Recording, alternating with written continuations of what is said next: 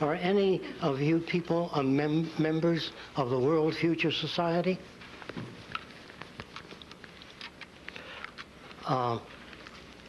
I'm sure most of you heard of Arthur C. Clarke. Will you raise your hands? Good.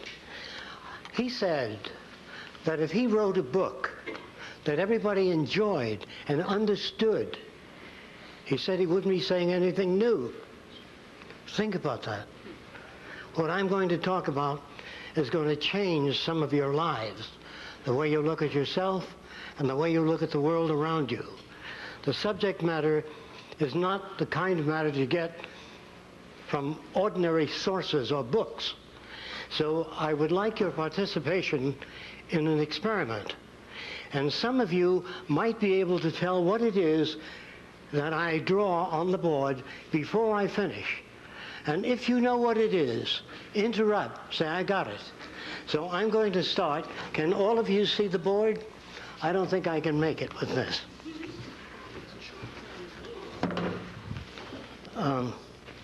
Can all of you see the board? Can you hear me all right? Okay.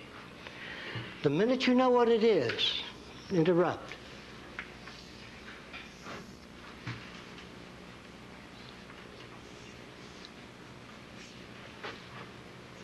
Sinking ship, the Titanic. What is it? Titanic. Okay, great. Now, if he didn't call that, remember there's no ship there at all. There was enough bits for his associative memory to put that together. Now, you know that's not a ship. Now, what is this? Some of you older people might guess this. An alarm clock. Who did that? You are amazing. That's no, where's the alarm clock? Well, anyway, if she didn't call that, if she wasn't able to call that, I would have put the legs on it and the clock and Hamilton watch coming, until somebody called it. Now, there are still some that cannot see the ship. So I would have gone all along, put all the windows in, Titanic, everything, till somebody got up and said, yeah, Titanic. Well, this is an attempt to prove that all of us are capable of making decisions and arriving at a conclusion without all of the information prepared for us.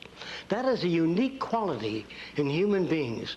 We can put things together, and we do not require the accumulation of a great deal of information. In this system, if you understand this system quite well, who would you say this is?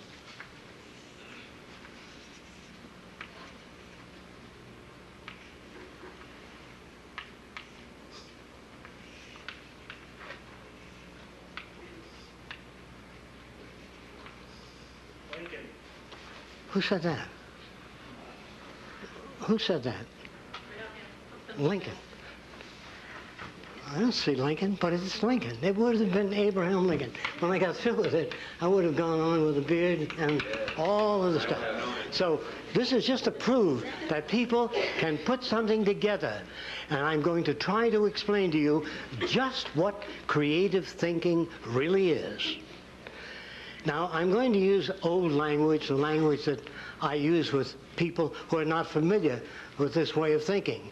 The old language is that people can think and reason. I do not believe that is possible. I have many inventions. I've worked on many different things. But I do not believe that human beings can think or reason. This is what I do believe. By the way, you don't have to accept anything I say. During the question period, don't be polite. Come at it from all angles. Break it down if you can. This helps me and it helps you. So when I talk about thinking and reasoning and putting things together, we're talking about the forces that shape human behavior. I believe that all human behavior is lawful.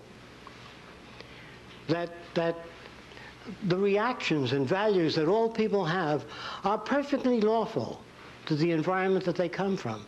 So every human being is perfectly well adjusted from where they are coming from their background and experience. If you, as a baby, were raised by the Seminole Indians, you would behave, if you never saw anything else, like a Seminole Indian. And if you were brought up in any other Indian group and you had feathers in your head, in your hat, in your headgear, and you were dancing around the fire, and I walked over and said, "That's ridiculous. What are you dancing around the fire with the feathers for?" You don't take your hat, throw it on the ground, and say, "You know, I never thought of it that way." We can't do that. We're victims of culture. We look at the world with our background. We have no other way of doing it. Psychology is kind of a rudimentary form today, an attempt to grasp at the factors that shape human behavior, the factors that are responsible for the way we look at ourselves, other people, and the way we behave, or, if you wish, misbehave. I don't believe that any human being misbehaves. They use whatever tools they know of, whatever tools they're familiar with. Language is a tool. If someone were to show you a picture of an airplane, what appeared to be an airplane, without wings, well, people look at it and they stand back and they say, "It'll never fly." But they don't say, "How do you propose to lift off the ground without wings?" That's the key to communication. Now, a very famous scientist, deceased now, tried to get the government and people to put up sufficient funds to monitor outer space, to try to make contact with extraterrestrial life. I want to try to say this to you and think about what I say. Toss it around. I'm using the old language because you're not that familiar with these values. If people or beings or things can travel 100 million light years through time and space, they are not humanoid.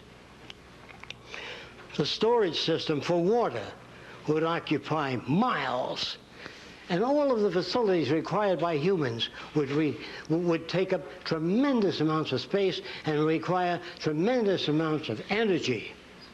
Now, there are people that talk of flying saucers that land here on Earth, and they go to some farmer, you know, and they take him into the saucer and they do all kinds of experiments on them.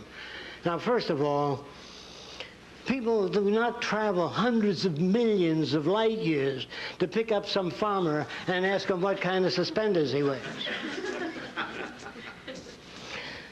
Carl Sagan wanted to communicate with extraterrestrials. He hoped that they in turn would communicate with us. Now, you know that the Republicans can't communicate with the Democrats. You know that husbands and wives have difficulty in communicating. Children and parents have difficulty because the language we use was designed a long time ago. And it is inherently difficult to get ideas across in the language that we use today.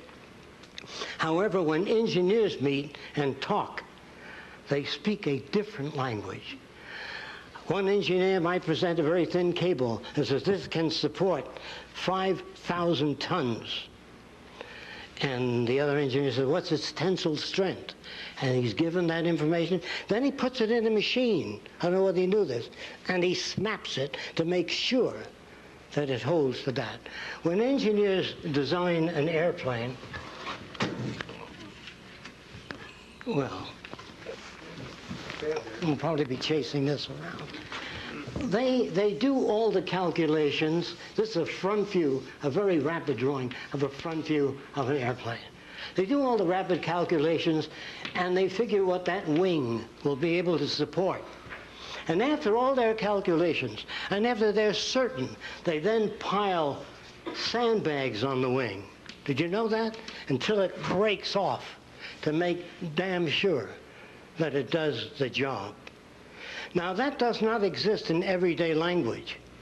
In everyday language, you don't have that ability. When an engineer meets another engineer, he says, "I can illuminate an area with this tiny point of light that has 50,000 square feet." The engineer says, "Well, that's not possible." He doesn't talk like that. He says, "How do you power that unit?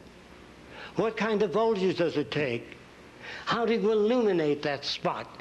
They ask questions. The average person, "Yeah, nah, not in 1,000 years." That's been around for a long time. That is a language of war, of hatred, of bigotry, of prejudice, the inability to ask questions. And we've got to be very careful about that. And at one lecture I remember at Princeton, I was trying to say that human beings cannot think or reason. This is a psychology department and sociology. Well, one of the individuals stood up, one of the staff, and he said, all right, where did the camera come from? There were no cameras at one time. Someone had to think about a camera. It just doesn't come out of the thin air. And after doing a lot of work, many years ago in ancient Egypt, or if you live out in the country, or have lived out in the country, if there was a hole in the barn wall, that is, a nut was knocked out, the cows on the outside appeared on the wall of the barn, upside down. And in Egypt, you went in this dome to see the upside-down world. There was a little hole here, and the daylight came in, and you saw people walking upside down on the wall. How many of you have experienced that kind of phenomena? That is essentially the box hole camera. A camera, the simple camera without a lens, is just a little hole in a box. And somebody said, well, how can I see that image? And they used a transparent membrane back here, and they could see the upside down head or a person or a cow. And they asked this question, if only I could retain that image. Well, that isn't the answer. That's just a question. I wonder how I could retain that image. So, years before that, the American Indians and other primitives have taken tapa cloth, or they'd weave natural materials into a kind of a fabric. And then they would take berry juices and dye it different colors. Sometimes a leaf would fall upon that surface, and after the sun dried it, they had an image of the leaf. So they began to use dyes from this background. That all human beings, to understand me better, the first human being that jumped off a precipice with wings, he died. And his brother-in-law wrote, next time, make the wings larger.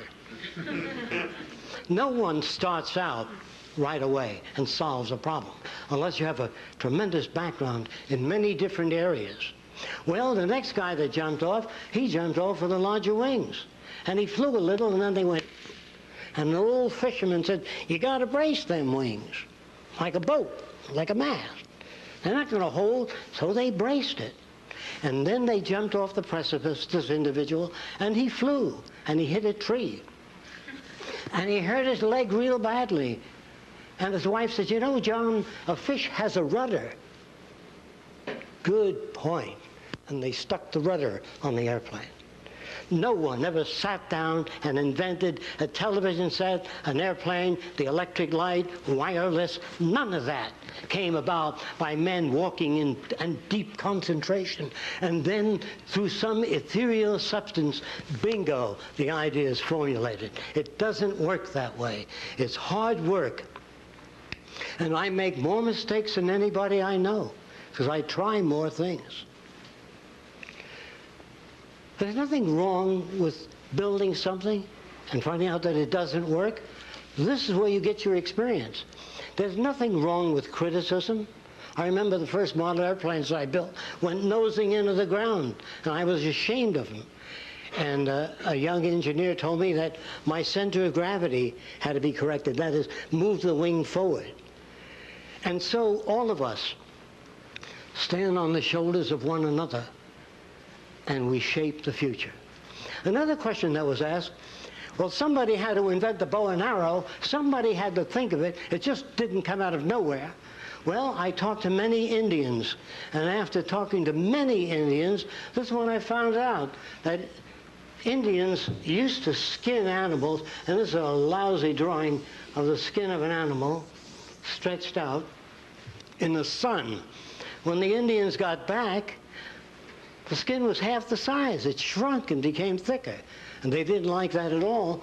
So they cut leather into strips, thin strips. And they took an existing frame and they tied that skin to the frame. Some of you may have seen this, with lace of leather all the way on, to prevent it from shrinking. But when they cut the strips of leather and put them out in the sun, they shrunk and became fat and short. And they were displeased with that. After many, many years, one Indian tied that strand of leather to a piece of wood, a stick. He split the top, tied a knot, and tied the leather to the stick. When he came back, hoping that it would dry and not shrink, the stick took this form. It was bent. He plucked that in and went, bong. Well, and after many years, somebody took another piece of wood, put it in, and pulled the string, and off it went. Well, if man can't think or reason, where did the movie camera come from? Somebody had to think of that. It doesn't exist out there. Well, here's where it came from. Many, many years ago, thousands of years ago, in China, they used to take a candle, and they'd take some bamboo paper at the time, and put it in front of the candle, and then they'd cut out a little figurine of a human being and put the candle behind it. And as the candle undulated, the little person would dance, and they'd play music. That was the beginning. How did that happen? Some guy had a candle and a piece of paper, and he just happened to be behind it, and his finger appeared to move on the screen. And so he extracted or built upon that phenomena. Then later, something interesting occurred. The Chinese used to take these tremendous scrolls and open them up. Well, they then later taped, or they wired, or they used gut and tied many pages together and built a kind of a pad. But in order to get to a particular page, the Oriental would mark the corner of the page so that they can find with a symbol. And as you flip through the pages fast, that little dot would jump all over the place. Well, years later, an individual drew various successive pictures of a bird in flight and put them down on the corner of the paper and flipped it. And the little bird wings began to move up and down. Well, a Frenchman saw that, and he took little pieces of cardboard and he put them in a circular pattern. I'm going to try to get it down as clear as I can quickly. And he put a crank up here that you turn, and the little pictures would go around the circle. And the Chinese had something like this also, and they had a bamboo interrupter that would just hold the picture for a few seconds, a second, less than a second. As you turned it, a man appeared to move across the screen.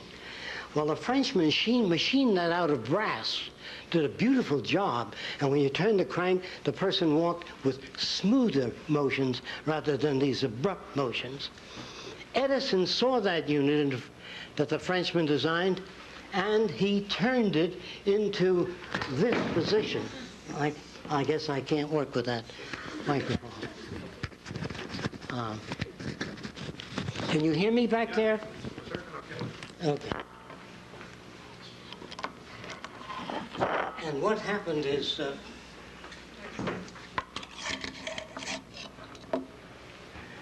he turned it into a vertical position, and all the pictures were set in a circular fashion. And you turn the crank here. Excuse me. They won't get the audio on the camera. Oh, I'm sorry. Why don't you just put it in your pocket or something? Oh, it's fine. Or hook it to your waist. Slip it in your pocket. Thanks. Roxanne is my associate. She works on all the buildings and all the things that we've developed in the Venus Project, which I'll talk to you about later. And Edison purchased this, put a magnifying glass in front of it, and you put a nickel in, and you turn the crank, and you saw people moving. A bunch of still photographs. It was a long, slow process. No individual invented the camera. A little bit here, a little there, added to that, and eventually the Wright brothers read about experimental aircraft, where thousands of people died trying to develop a flying machine. And after picking up bits of this information, including man-carrying kites from China thousands of years ago, and they built the first flying machine. And they were called the father of flight. Again, there's no father of anything. You may take an idea so far, you add to it, and gradually it's built up. A genius is a person that has been exposed to many different systems, and therefore they can come up with a wide range of solutions. A man like Leonardo da Vinci, You think that he just evolved out of nothing? He spoke to people that were interested in mechanics in his time. They gathered and they shared ideas, but you only hear of Da Vinci. Unfortunately, guys like Nikola Tesla, Edison, all the great innovators of the past have been influenced by other people. And the mythical structures that we build around inventors, that they inherit special abilities, they are geniuses, or they're in tune with the infinite mind, and the ideas somehow filter in. Well, this is the kind of nonsense. It's the same story about, is there intelligent life out there? The real question is there intelligent life here? We don't think so, not yet. I'm serious, I'm not kidding. What is intelligence? Well, the ability to reason things out. You can't have that ability unless you've had experience in particular areas. An Eskimo never dreams, I repeat this, of walking on a palm-fringed beach. Can you understand that? It is not possible unless he has seen motion pictures or something about the beach. It is not possible for any human being to build a frame of reference of any kind without experience. I know where every invention I ever made came from. I know the influence, the books I've read, the people I've known, everything that shaped those values. And sometimes people say, well, when did you think of that wonderful idea? It was February the 1st? No, it's cumulative bits of information that we put together with experience. So all of the artificial structures and artificiality of all societies, they are all primitive today. They are all backward. The very fact that we use political systems, the very fact that there are Democrats and Republicans and notions about how the world ought to be governed. Now, scientists could not do a thing with that. If you want to put a man on the moon, you have to know what the distance is precisely. You have to know how much material you're lifting up toward the moon. You have to know how much force a human body can stand. Well, to start with, they don't have that information. So they build special devices, a big centrifuge. They put a human being in it, and they whirl it around. They say, how are you doing? And the guy conks out. And they say, well, this is how fast you can rotate certain groups of people. And they build data, and from that data they plan the moon voyage. The question then is, what kind of world do we want? How is it that we want our social system to operate? What makes criminal behavior? What are the factors that make a Jeffrey Dahmer? I'm sure you know who that was. Before Jeffrey, there was Albert Fish. I don't know if any of you remember Albert Fish. Albert Fish was a fine-looking gentleman. He ate 45 children. Well, you wonder, how can anyone do that kind of thing? I'm going to try to give you some idea of the background of Albert Fish. When he was a youngster, about 10 years old, he was touching his private parts. His mother was an old-time Baptist, and she says, you are going straight to hell. You will burn eternally. And that kid, Albert Fish, stuck needles into his genitals because he didn't want to burn in hell. And he took other children into empty lots and cut off their private parts because he wanted to save them. If you're brought up in a distorted environment, which we all live in today, any judge that raps the gavel and says 30 years is an ignoramus because he has no idea of the factors that shape human behavior. When you become aware, if you bring up a healthy boy with about 6 women, and one of the girls says, oh, did I see a gorgeous hat? That boy will pick up the same mannerisms, same facial expressions, and say, oh, I just love that hat. Because if that's the environment, and you're brought up in Italy, you say, hey, what's the matter? You like or you don't like? In other words, it depends on where you're brought up. Did you know that Lincoln was Irish? It depends on your group and the values that you exchange. And if you want a world without war, without hatred, without crime, and without stupidity, it can be arranged if you follow this bit. If we consider at some time, which society will at a later time, I hope it would be sooner, that all of the earth become the common heritage of all nations. All of the resource of the earth, the common heritage of all nations. And if you believe in God, if you understand the teachings of all religions, there were no property lines in heaven, no banks, no personal positions in which one person is elevated above another. That if the earth were the common heritage of all nations and all of the artificial boundaries removed that separate people, there would be no basis for war, no basis for armament. The world you live in is an old world. Its language is old. Its values are old. And our institutions of education fail to touch the social system. You want to be careful. Don't touch that. This is an area that you don't want to get involved in. Well, in order for you to grow, in order for you to make the world a better place, you have to face this situation. I don't say that people are going to sit back and do that.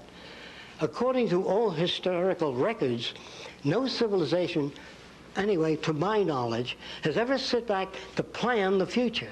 Exactly what we're going to do, how we're going to live, how we're going to work out transportation. No, we just build highways all over the place. Although you go to school and you learn something, you learn that a straight line is the shortest distance between two given points.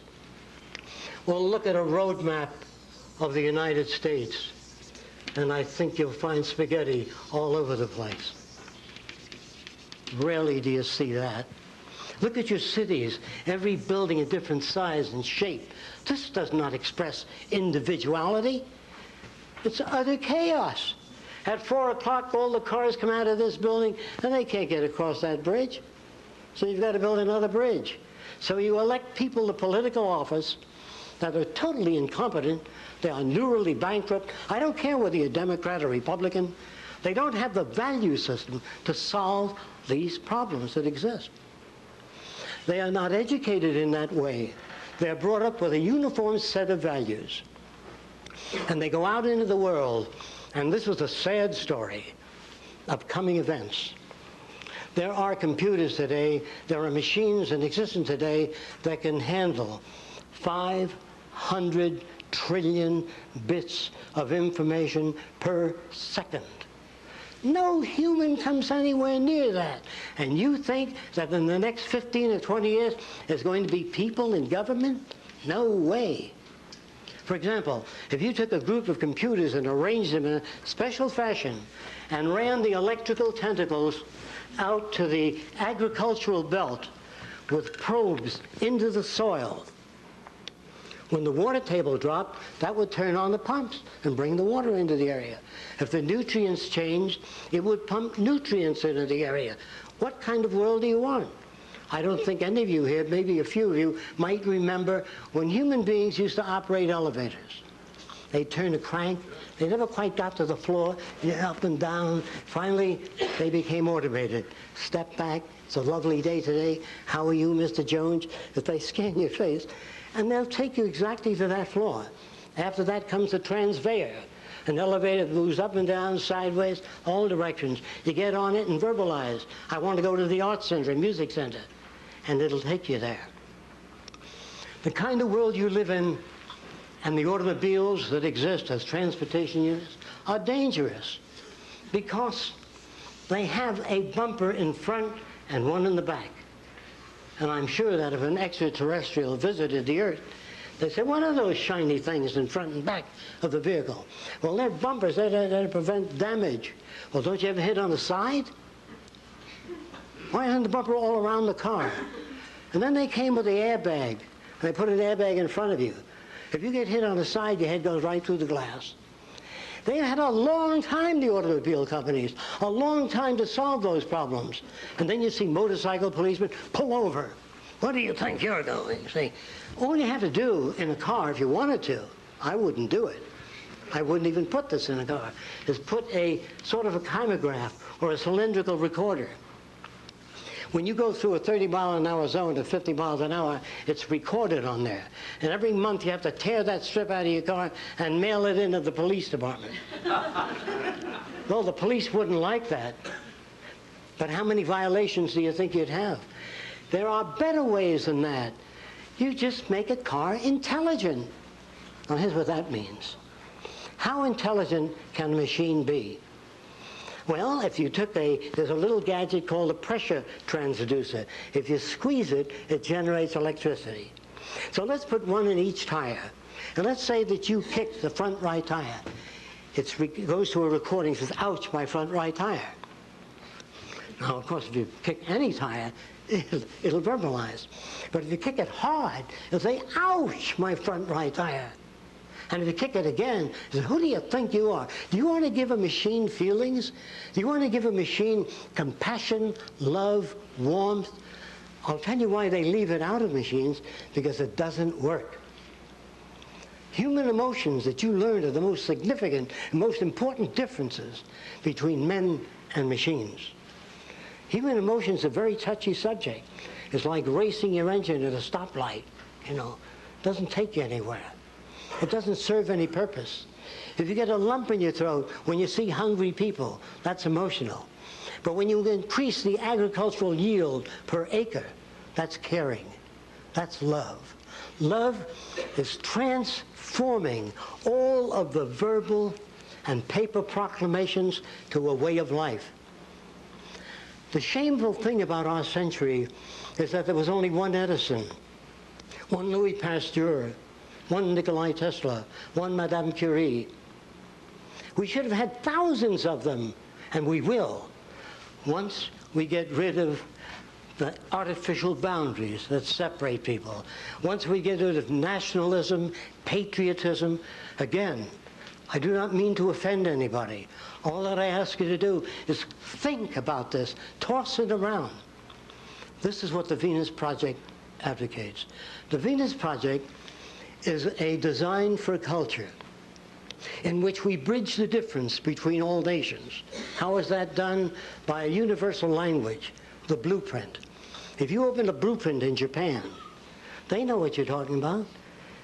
If you write a prescription for England, Japan, France, the pharmacologist understands that. There's no discrepancies. There's no ambivalence. I wonder what he meant by that. It's clear. The language we use daily is not.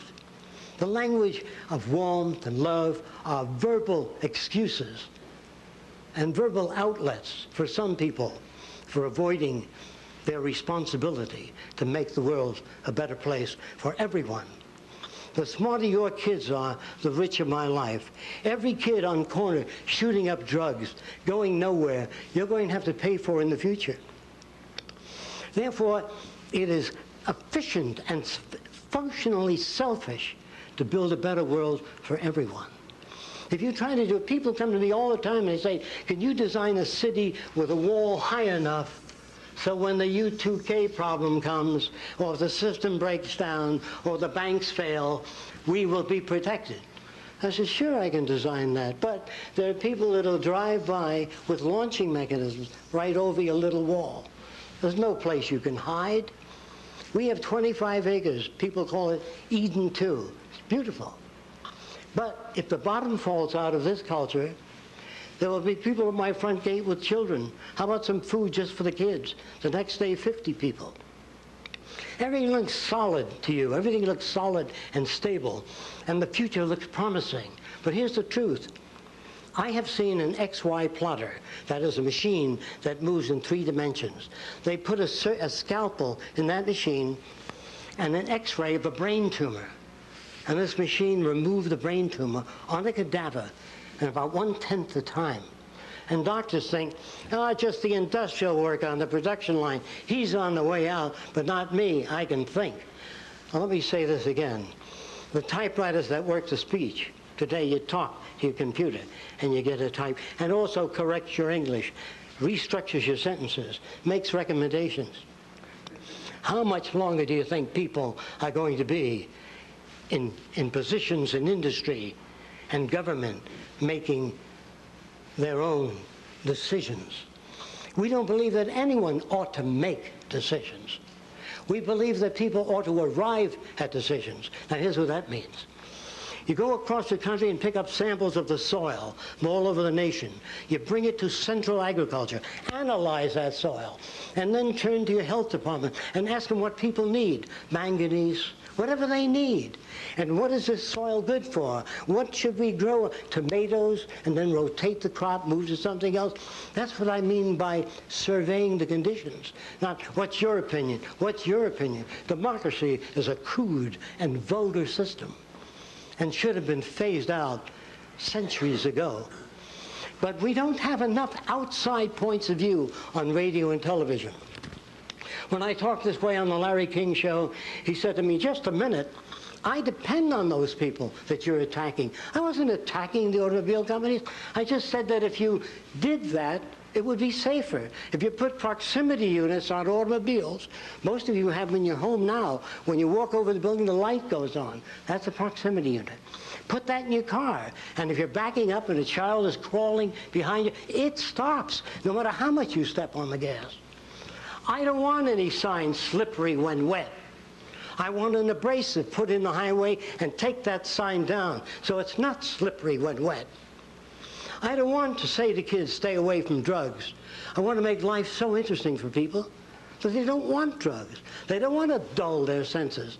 They want to become keen, and they want to become fully aware, I'm using older language, and conscious of their surroundings. It is painful to deaden your awareness when life is beautiful, when what you do goes out to people and makes their lives better.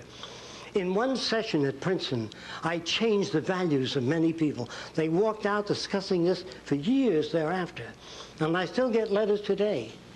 I went into an area of New York called Hell's Kitchen. The kids there were considered very bad. And the social worker used to wear a necktie and eyeglasses. And anyone who wore eyeglasses when I was a kid was a sissy. And when you wear a necktie and a suit, and you're talking to these kids in rags in the slums, they look at you as an outsider. You're unacceptable to them. So I put a wire recorder out in the front office. And after the social worker talked to the young boy, by the way, they made guns out of water pipe. And he goes, how many of you knew that? They didn't go and buy guns. They made them. And the social worker picked the gun out and he said, you can take someone's eye out, wind up in a state penitentiary, hurt your mother and father. You want to do that? Well, the kid says nothing at all. Then when the kid walks out, I make a wire recording of the way he talks to his friend. Hey, he said, jerk, the guy up front, the social worker. Then I walk over to the social worker. How'd you make out with Johnny? I had a good talk with the boy. I believe we established rapport. How do you know that? He says, I felt it intuitively. Then I play the tape. By the way, it was a wire recorder. I play the tape of the kid's answers. And he said, I'm grateful so-and-so. I said, no, just say, I don't know how to get to Johnny. I know how to get to Billy. I tried 8 different methods. None of them worked. So I said, watch what I do next week. I walked in the office, picked up the gun. I said, I understand you made this gun. He said, I told the guy I made it last week. This is in New York City. I used to make recordings of this. I wanted to use it in a film later. And I picked up the gun, I'm looking at it, and I'm shaking my head. He said, what's the matter with it? I said, come here. The damn pin is 1/8 of an inch off center. He says, yeah. And I said, if you put a couple of washers on the side, you can move the pin right on center. He said, hey, do you work here? I said, what, with those jerks? Nah. Can I bring my friends over to meet you? That's people like him with similar values. Then you go to work in their terms, not your terms. Real psychology has to be related to the real world, not theory, not lab experiments in schools where you're not in touch with people, where you don't get the feel of people, where you don't get the sense of their identification with the world around them. I have changed many of those kids. And I brought a gun in for them to look at and said, I made this gun. Wow, they said. I sure would like to be able to make a gun like that. I said, well, I can help you do it. You can, Well, what do I have to do? I have to learn how to draw a front view of a gun, a side view of a gun. I know I'm going fast and over a lot of drawings. You have to make 3 views to the gun so it can be made. He said, I'm going to learn to do that. So I set them up on a drafting table, and I took them from guns to water skis to other things. Today, a lot of them are engineering draftsmen. Because they told me that the kids, they only had an IQ of 24 or something. You can't get to them. Well, I said to one of these kids with an IQ of 24, suppose you wanted to rob that jewelry store across the way. How would you go about it? Any way at all. Well, I said, I'd throw a bag of fecal matter in there, and the guy gets mad at my friend, he runs there, and I clean off the counter. That's where they live. I suppose you wanted to rob the 3rd story. No ladders, no ropes, no weights. How will you get up to the 3rd story? Well, after several days, one of the youngsters came up with a piece of wood. He didn't even know what a wedge was. You see that hunk of wood? I can stick it in the bricks, and it gets tight no matter how far the bricks are, see, from one another. And I can climb up the guard. He didn't use that language. He used much stronger language. And climb up the building and take whatever I want to take. That's how I do it. Well, how do you give people an IQ test that come from a different environment? How do you know what they sense? Do you think that the formalist who tries to structure the nature of intelligence, the nature of creativity, without being creative, can do it? Well, in order to teach children how to become creative, I make a Martian out of rubber with eyes on tentacles and a pointed rear end. And they look at it and they say, nah. And I say to them, what good are 3 eyes or 4 eyes on tentacles? Eventually, when you look at the back, the front, the side, the top at the same time. And what if the guy had 6 arms? Well, he can shave, read a book, eat a donut, and drink coffee. Instead of, as we're brought up. If you met a Martian, they had an opening on the ear. So, what's that? Notice the attitude? What is that? Well, if we eat anything that's bad for us, it's ejected right away. Not in your system. It goes through your whole system. So you're taught in medical school how wonderful the human body is. How wonderful it is. This isn't true at all. That you're indoctrinated to a set of values that are unreal.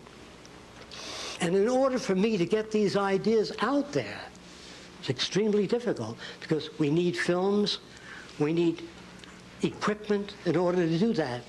What the Venus Project has to offer is a way of life without ambiguity, a language that has a much more precise form of communication, to change the relationship between people, where the male and female are not given separate roles, where the female can say, I want to be a biochemist or a physicist, and she goes that way. When you hand a girl a doll, you're placing a set. You're beginning to manipulate the people. Everybody's afraid of controlling human behavior. You're always controlling behavior. When you pick up your little girl and say, don't play with that little Lutheran boy across the way, see, and you put him down again, or don't talk to that little Catholic girl across the way. Well, you're always indoctrinating children. Who loves you more than anything in the world? The candy store man. No, your mommy and your daddy. See, indoctrination continuously.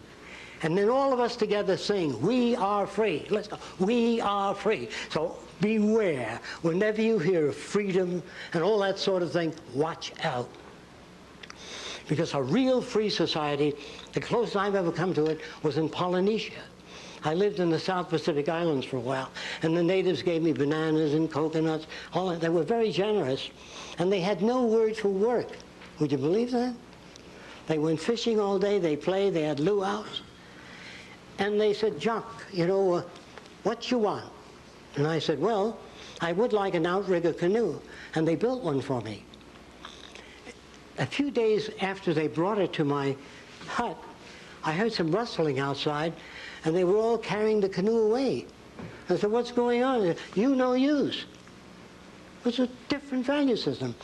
Now, the men and women walked around nude on the island when I got it, a long time ago. And I never saw a native poke another native, hey, get a load of that chick. None of that. None of that. They looked at the eyes of women when they talked to them. Never, hey, look at that. Never at the legs. The motion picture cameras in all your movie theaters are dollying up and down the hindquarters and all. And you wonder why men are like that. They are not like that. They are made like that by culture. Then the missionaries arrived. And the little girls used to come to church, you know, innocent, listening. And they put the T-shirts on them. And the girls had no idea why they were putting T-shirts on them. What's it for? It's like me covering your nose. You can't go into a room big unless your nose is covered. Well, the girls cut 2 holes in the T-shirts and came to church. So we're dealing with many different cultures, subcultures, and values. Our culture, if we are to grow and build a civilization worthy of humankind, we have to have a quantum jump in the way we look at our world, people, and ourselves. The Venus Project is the redesign of a culture in which the elements that comprise the culture are different. For example, our cities are round, not because I like round cities. The city is round. The center of the city has a socially integrated computer. This may be a medical center. This might be an engineering center. And if you work in a medical center, you live in beautiful gardens with running streams and waterfalls. And every district is the same distance from the center. There are no cars in the city. You get on a conveyor and dial where you want to go to. There's no crime in the city. Just before the public library in the United States, people said, well, you can't really do that. The people never bring back the books. They'll keep them. They won't return them. Of course, all that was incorrect. I want to build a library where any child can walk in, check out a camera, check out art materials, check out water skis, make things available. People don't steal. No one's going to hit you on the head to take your watch off if it's available. Well, how are you going to pay for this central library that gives children these things for nothing? Well, it cost about $50,000 to keep a kid in jail 1 year. An adult, $75,000 a year. Food, clothing, shelter, dental care. Isn't it easier to do it in a different way? I would love to go to Mexico and say, what's your problem? They say, well, senor, we don't have the modern machinery you have. Give them modern machinery. Build schools for them. And they won't be coming over the border. What makes them come over the border? Hunger, lack of employment. They say, oh, it's the goddamn Mexicans, you know what they're like. Oh, there's nothing like that. Everything is shoved by something else. You are told that a tree falls over. You are told that a sailboat sails. A sailboat cannot sail unless acted upon by a resident force called the wind. A tree does not fall. If it rains and it's asymmetric and the soil becomes loose, gravity does the rest. The tree doesn't fall. Plants do not grow. They require radiant energy, nutrients, water. Stop any of those things and the plant stops. Human beings are not self-operating entities. We are operated by many resident forces. Of course, many of us are not aware of that. It looks like we're perfectly free, making our own decisions. I know I think for myself. I'm sure you do. That's an illusion. Because if you're brought up to believe in the Kennedy rocker, you want one for your home. It'll injure your back, distort your anatomy. But Kennedy had one like that, and I want one like that. When you break the patterns that have been established by existing society, you begin to move people in a new direction. I admit I could get up here and give a very pleasant lecture of how wonderful everything will be in the future. A helicopter in every garage, you know, a house in suburbia, another on the beach, maybe one in Hawaii. This is the future. That is not the future. Those are the illusion generators, and there are lots of them. Gregory once told me that being black and living in the South, Dick Gregory, he said, whenever I was late for work, I couldn't run to the bus because they would wonder what that blackie was up to, running. See? In other words, we project our value system into others. We project characteristics into others. We have to find out what we are really like. Now, many people tell me they want to find themselves. Well, this is another ridiculous thing. Who are you going to find? Some jerk at 18 and a different value system at 23? You can never find yourself if you read, keep up with new ideas. What self? The self of 20? When I was 15, I was a jerk. And as time went on, I learned more about many different things and knew how much I had to learn in order to move forward. There is no finding yourself. People come over to me and say, I want to know how I relate to the cosmos. We don't even know how a single cell splits. And they want to know how they relate to the cosmos. What a bunch of verbal crap. Really, it's meaningless. And so, I'm sorry that I only have 1 hour to try to give you ideas along different lines. Generally, it takes seminars. It takes a lot of demonstration and films. I did not mean to offend any of you. I hope that I didn't. Thank you for your time.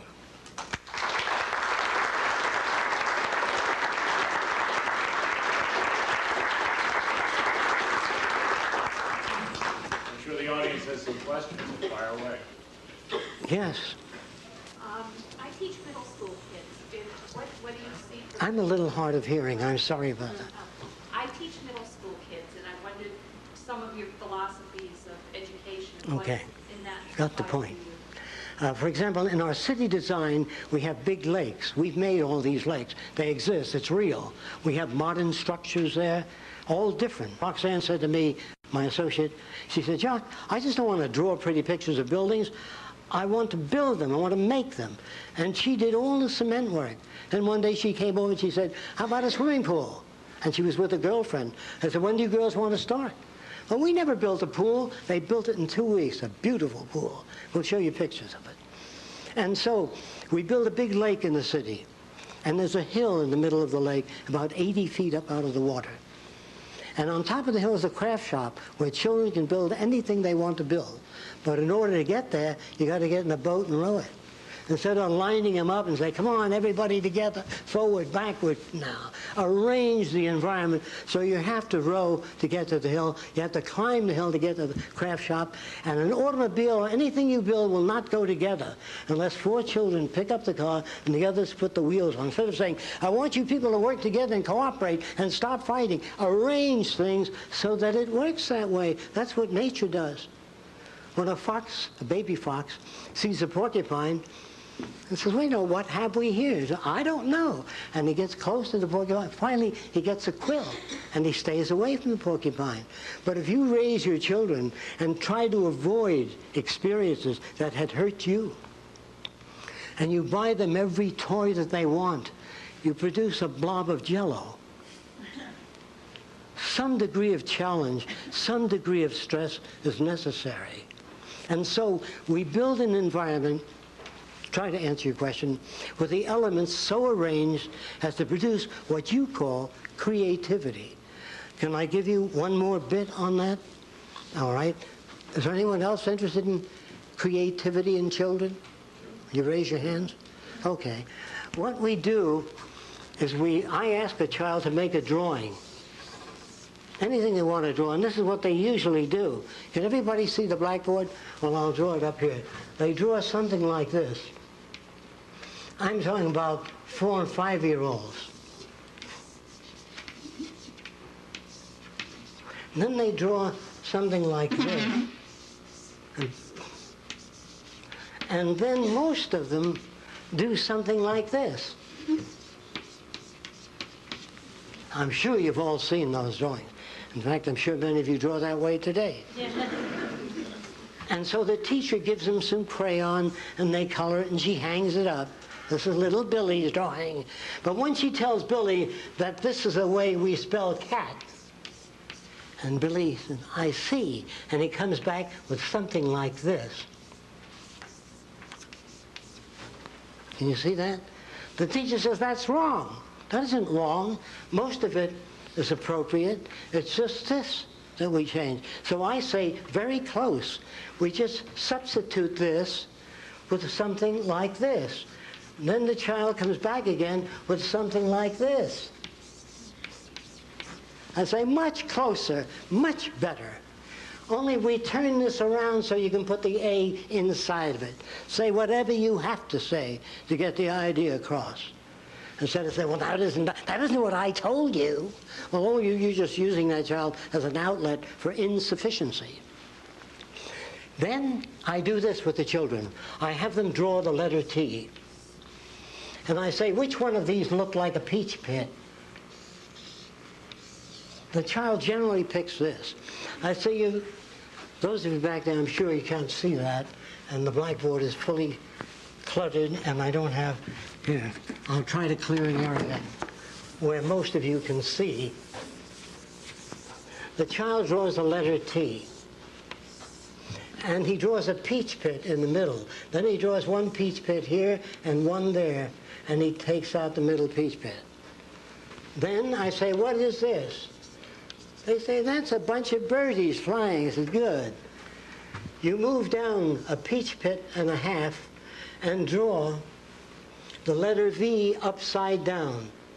And the child draws the letter V upside down.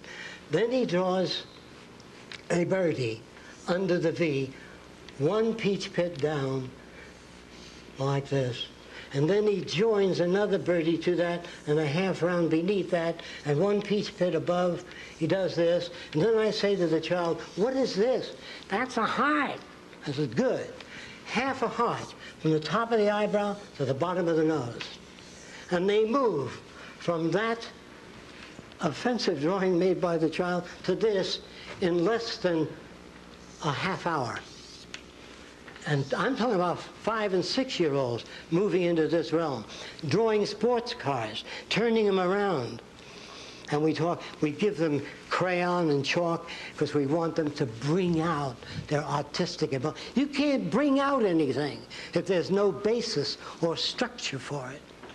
If you sit in the woods and meditate on your navel for 3 years, you'll have a tremendously clear picture of the navel and nothing more. So you have to work to get information. You have to arrange things so that it generates what you call creativity. Now, a psychologist in one session said that, well, I know 2 children that came from the same environment, and if environment is everything, one turned out to be a gangster, the other a minister.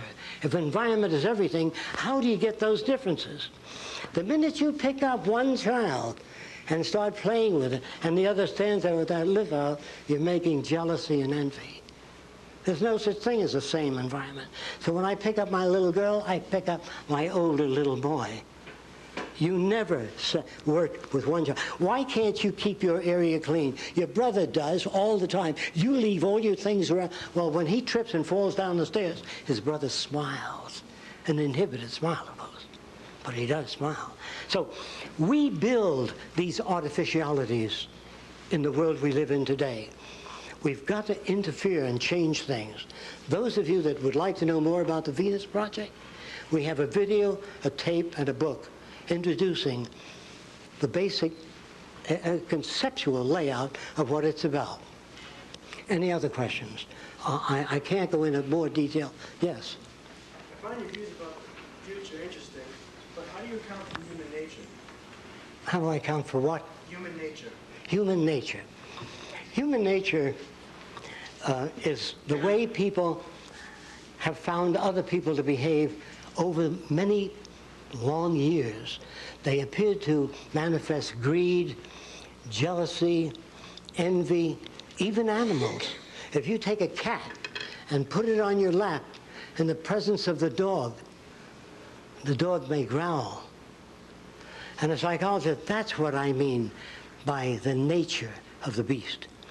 So I said, come on down to my lab in about a week. So I picked up my cat, put it on my lap, and the dog's tail starts wagging. Because you reinforce the dog before you pick up the cat and put it. The cat is a threat to the dog's security. The dog wants you to pet it, not the cat. So You give the dog these ambivalent feelings. But you can have 15 kids in the room without jealousy, without envy. It is not human nature. It's human behavior that's shaped by culture. Like I said, if you were brought up in China years ago, you'd walk with your hands in your sleeves and shuffle and wear a long pigtail. And so, well, that's human nature. That's not. That's the influence of environment on your behavior. Dancing is the same thing. Dances change over a period of time. Music changes over time. So there is really no human nature. Think about it. Toss it around. There is varying degrees of human behavior. If we wish to understand the factors that generate our value system, that generate the way we look at the world, you have to go back in time and study these things. I'm sorry, again, I can't go into much more detail, just a general overview of the Venus Project. Yes? You mentioned a universal language. Are you speaking about something like Esperanto? No, that wouldn't do. Or interlingua? Yes. No, that wouldn't do. The language has to have a physical reference. In other words, that means that, suppose we took some tungsten and hit it with high-pitched sound, and bouncing off that tungsten, a pattern occurred on a screen that looked like that. Now, this was the nickel, and this is the iron, and we learned how to chart that pattern. When you wrote tungsten, you do this in the future. So it's always like chemistry, like a pharmacologist reads a prescription, assuming the doctor's handwriting is good. Looks at that prescription, and it turns out the same product.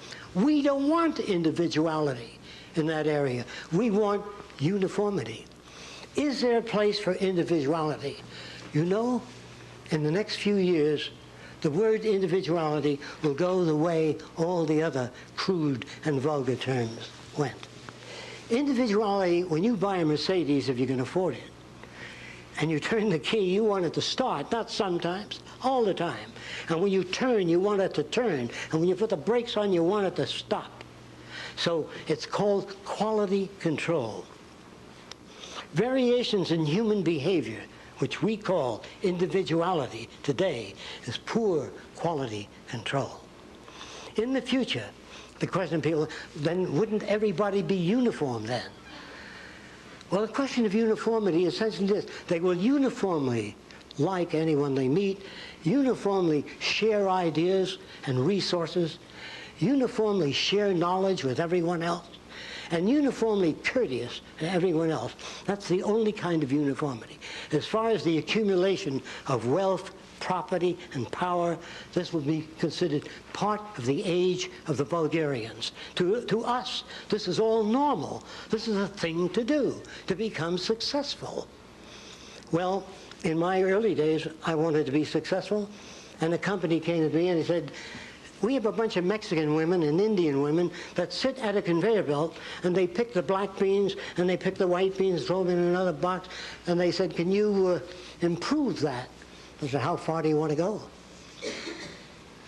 How many beans can you deliver? So what I did in the early days is I built a big bicycle wheel with hollow spokes that turned like an airplane propeller into a vat of beans, sucking up one bean to each vacuum tube. And then there was a photoelectric cell here. If the bean was black, it tripped it with a wire. And as you sit and watch, those beans went up like this in the big vat. And in 8 hours, we did the work that 50 women took 3 months to do. Now, I would like my machines to come in, but I would like them to get a shorter workday, an increase in purchasing power. If machines do not improve the lives of people that work in automobile factories, if they're automated out of existence, so will you be automated out of existence.